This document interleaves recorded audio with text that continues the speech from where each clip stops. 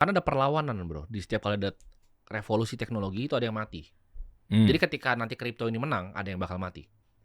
Institusi tradisional bakal banyak yang mati. Nah ini mereka akan lawan dengan sekuat tenaga. Oke. Contohnya, zaman kuda itu adalah sebuah industri. Orang yang bisa mencut kuda, yang ngerti kuda, yang ngurusin stable-nya kuda, itu semua kan punya industri. Tapi dengan adanya mobil, Henry Ford bikin mobil ini mati semua. Tapi waktu itu digaungkan apa? Oh mobil tuh bisa tabrakan, bisa mati. Ya kan itu dulu. Mobil tuh gampang tabrakan dan mati. Mobil tuh berisik, polusi suara. Itu digaungkan 1900 kalian cari. Di koran-koran semua front page. Mobil tuh berisik. Sama seperti Bitcoin. Bitcoin tuh volatil, Bitcoin tuh nggak ada asetnya. Tapi sekarang udah agak beda sih bro di 2025 ini. Ketika negara udah mulai beli. Ketika Amerika udah support, Presiden Amerika udah support, negara-negara seperti Abu Dhabi itu sovereign wealth fund-nya. Jadi semua negara besar bro yang kaya kayak Kuwait, Abu Dhabi itu mereka punya dana abadi. Jadi dana abadi ini dana yang dipakai nanti untuk funding future generation. Nah itu porsinya udah ada di Bitcoin bro. Abu Dhabi punya sovereign wealth fund.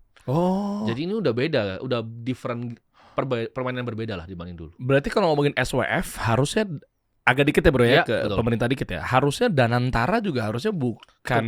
Kemarin dikasih suggestion bro. Kemarin dikasih suggestion dan OJK juga sepertinya lumayan open dengan ini. Tapi ya balik lagi ke para dewan pengurus dan para yang ngurus di dalam gitu.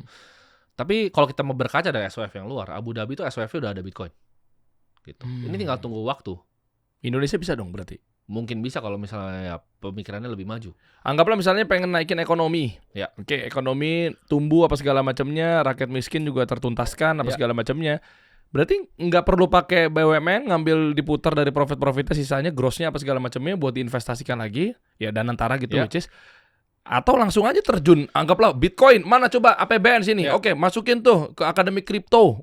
Nah, gini, kalau misalnya kita ngomongin soal Bitcoin di SWF kita kan formatnya agak sedikit beda. Danantara tuh lebih mirip Temasek Singapura. Jadi itu adalah super holding, disebutnya super holding. Jadi dia bukan totally liquid fund seperti Norway punya Norges Bank, agak sedikit beda. Jadi dana itu nggak liquid. Itu kebanyakan aset yang dimasukkan ke dalam SWF-nya, aset seperti BUMN dan lain-lain. Jawabannya adalah kalau misalnya kita mulai beli Bitcoin, ini gue kasih tau di sini, negara yang pertama kali nyetak uang untuk beli Bitcoin itu akan menang. Itu akan jadi negara paling kaya di dunia. Belum ada yang lakuin nih. Kalau Amerika masih bilangnya strategic reserve, dia punya 200.000 koin lah sekarang. Tapi itu hasil sitaan. Jadi dia nggak nambah hasil sitaan. Bhutan tuh udah aktif beli, El Salvador udah aktif beli, yang masih kecil-kecil.